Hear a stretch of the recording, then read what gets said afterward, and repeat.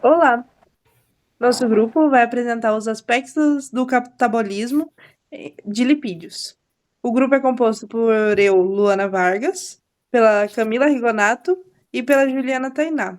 Somos alunas da professora doutora Daniele Sabino, da disciplina de Bioquímica.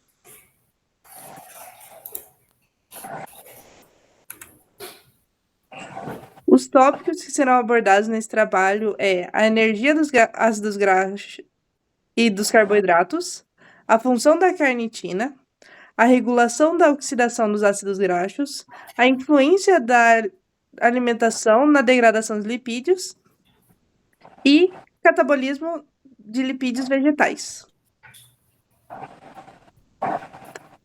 Certo. A energia dos ácidos graxos e dos carboidratos.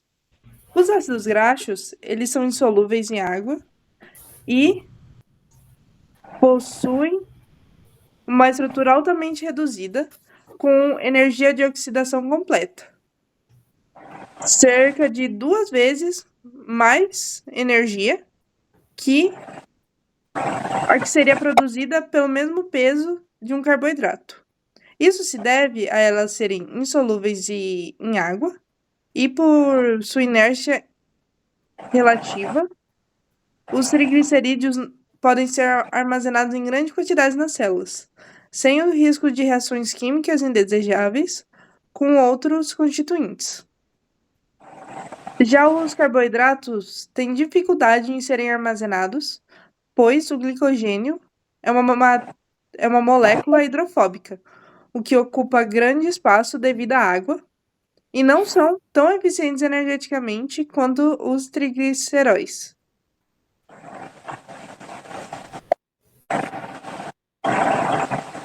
Certo. A utilização do triacilglicerol. Quando há um baixo nível de glicose no sangue, há a liberação do glucagon. Ali no 1, é possível notar que o hormônio se liga ao seu receptor na membrana do adipócito e assim, em 2, ele estimula a adenililciclase via uma proteína G a produzir CAMP. Isso ativa a pKa, que fosforila em 3 a lipase sensível ao hormônio. E, no pontinho 4, as moléculas de perilipina na superfície da gotícula lipídica. A fosforilação da perilipina causa, em 5, como mostra na figura, a dissociação da proteína CGI da perilipina. Então, a CGI se associa com a enzima triacilglicerol lipase no adipócito, ativando-a. A triacilglicerol lipase ativada, como mostrado na figura em 6, converte triacilglicerol em diacilglicerol.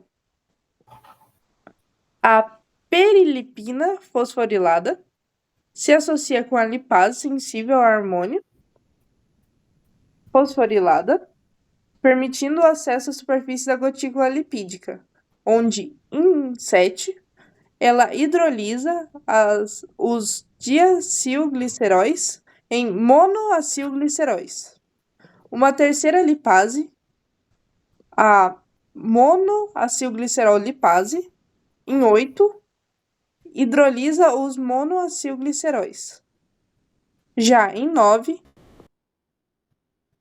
os ácidos graxos saem do adipócito, se ligam à albumina sérrica no sangue e são transportados.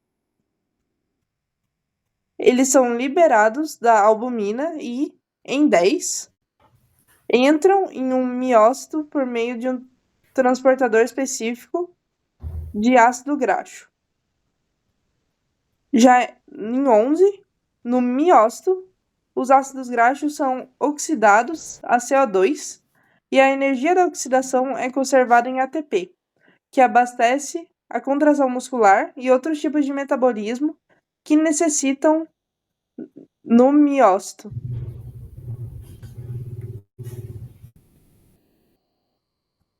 Já o destino metabólico do glicerol ocorre em 2 etapas. Mas antes, há a preparação do glicerol para o metabolismo. Antes de ser utilizado, o glicerol precisa ser ativado no fígado ou nos rins através de 2 etapas. Na fosforilação, o glicerol quinase adiciona um fosfato ao glicerol, formando o glicerol 3-fosfato. E essa etapa consome 1 ATP. Ou, se não, na oxidação, que o glicerol fosfato é convertido a dihidroxicetona fosfato, conhecido também como DHAP, pela enzima glicerol 3-fosfato desidrogenase.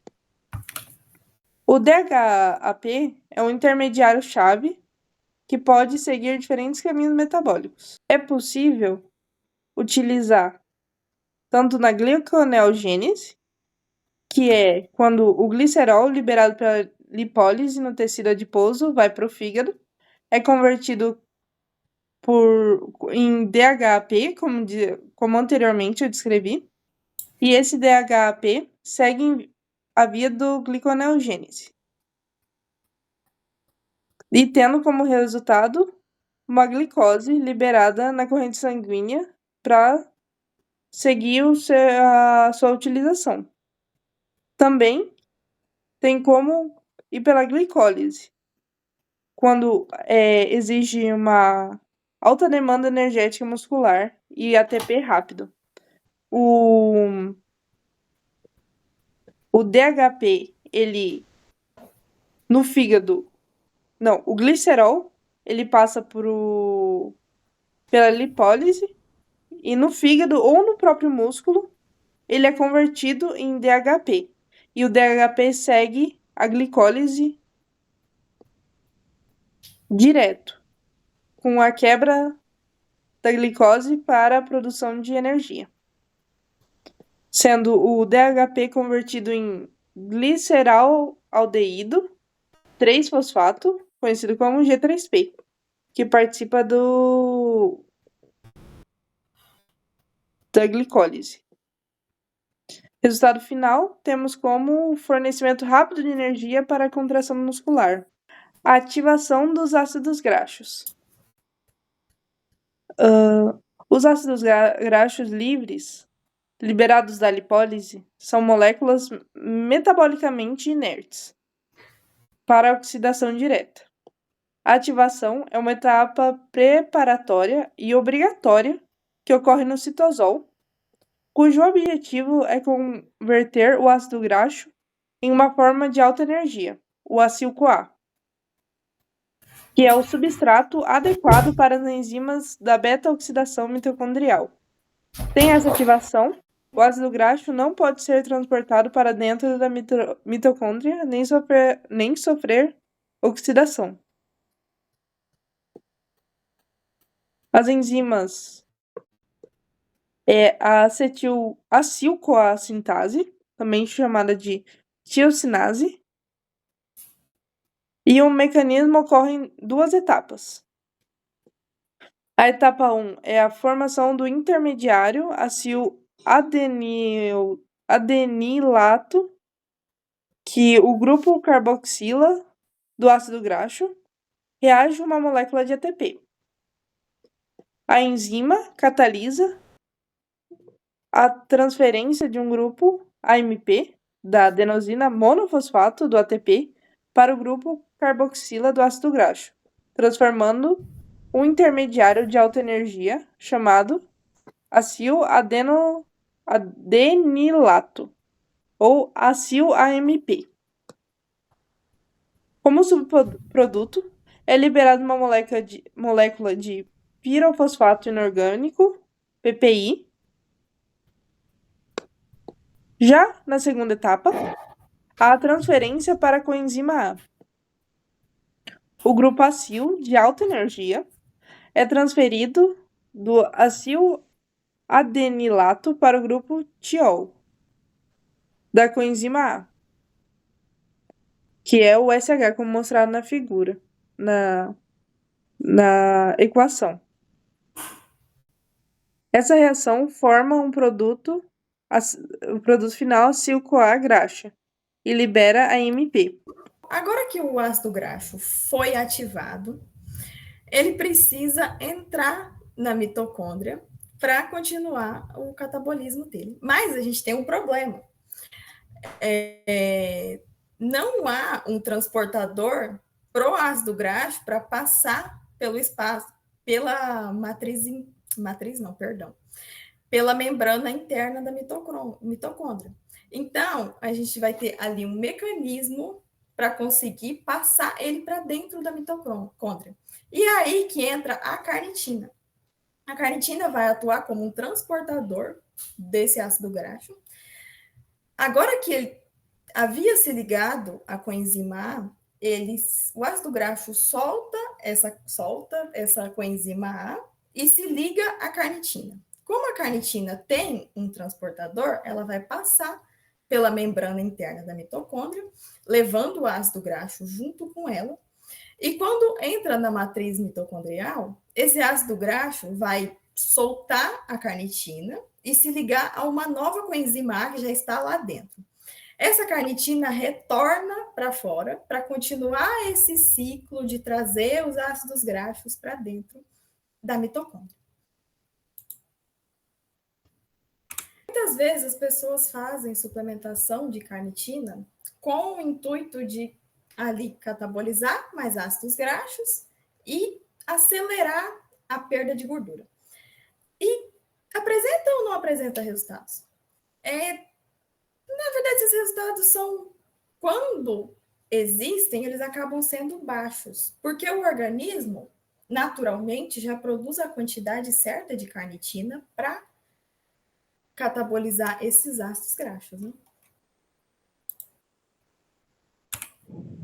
Bom, a beta-oxidação. Bom, estando dentro da mitocôndria, o ácido graxo vai sofrer a beta-oxidação, que é a remoção oxidativa de dois carbonos na forma de acetil-CoA, que ocorre em 4 passos. 4 processos. Nesse primeiro processo, vai ocorrer uma desidrogenação desse ácido graxo. E ali, com o auxílio do FAD, que vai ser reduzido, esse ácido graxo vai perder ali 2 hidrogênios, né? E aqui, como a gente pode ver, os 2 carbonos que perdem esses 2 hidrogênios vão formar ali, onde havia uma ligação simples, vai formar uma ligação dupla entre eles. No segundo passo, vai ser adicionado água a esse ácido graxo. Vai ocorrer uma hidratação.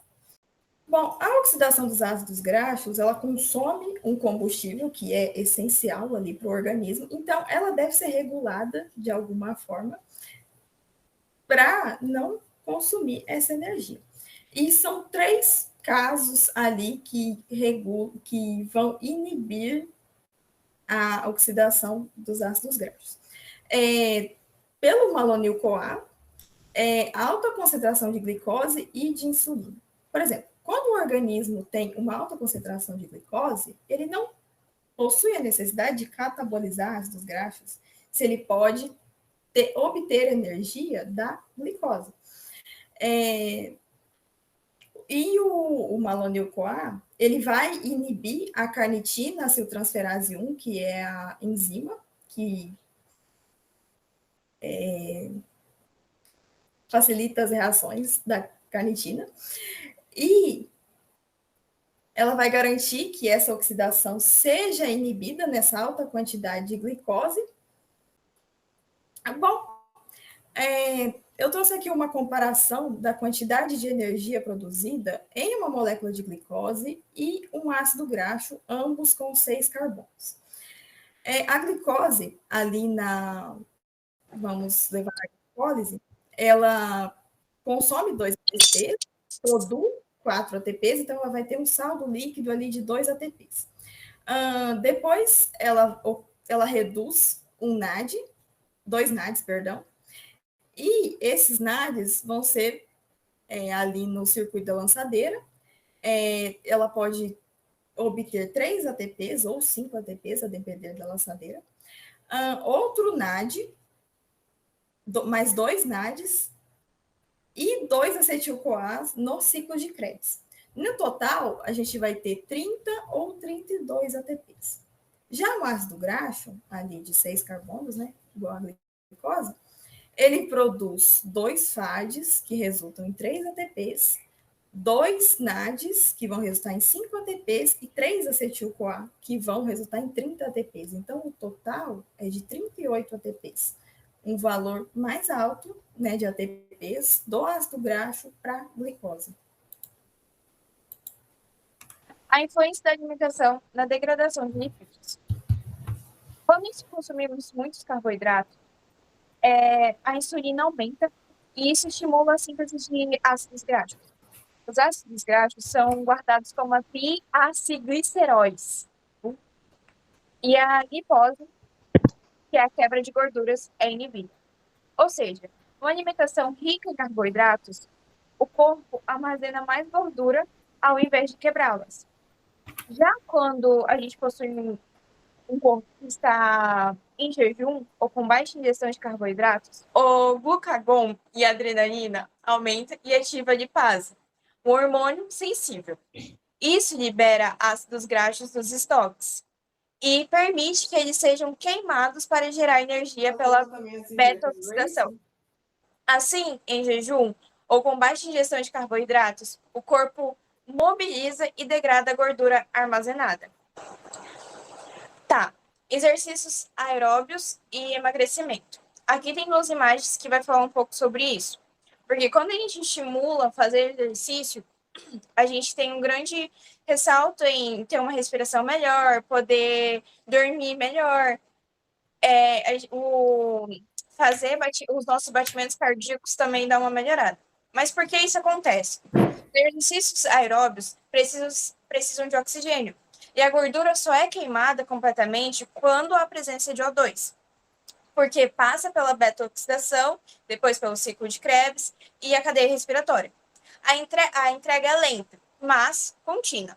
A gordura dá muito ATP, mas é um processo mais devagar. Por isso, combina com exercícios moderados, como caminhada leve, corrida leve, exercícios que sejam de menos intensidade, que eu posso fazer entre 20 e 30 minutos ali, que não precisa de tanto esforço.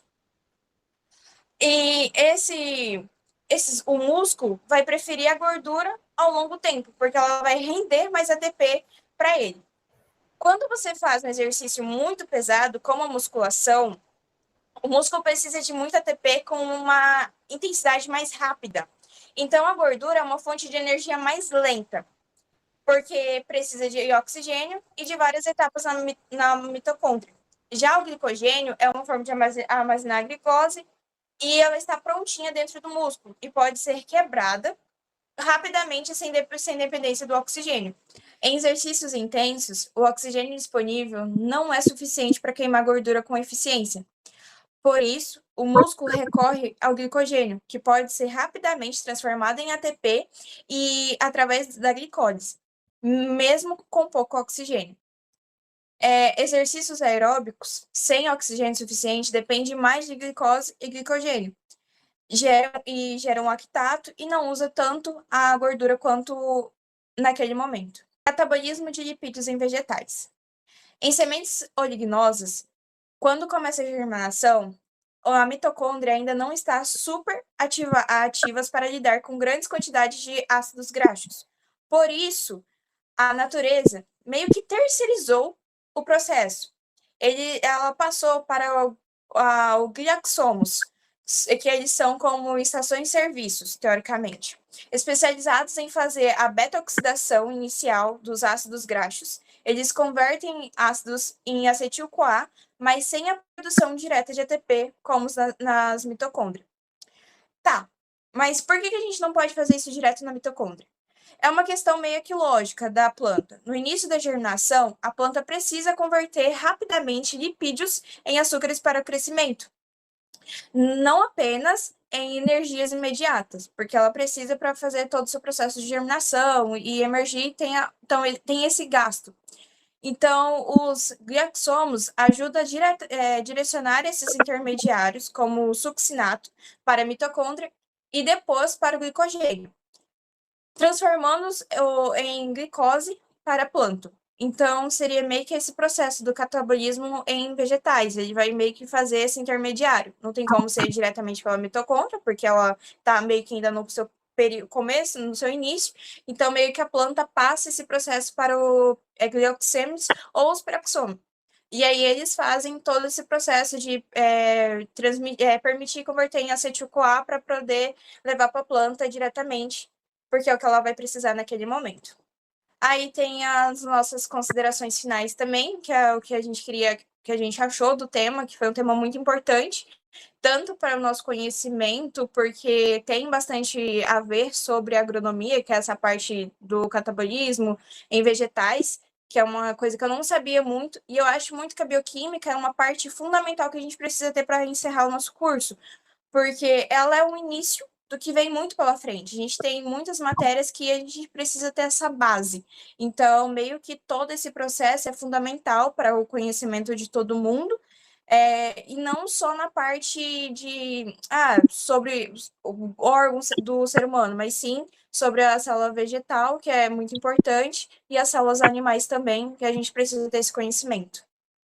E obrigada.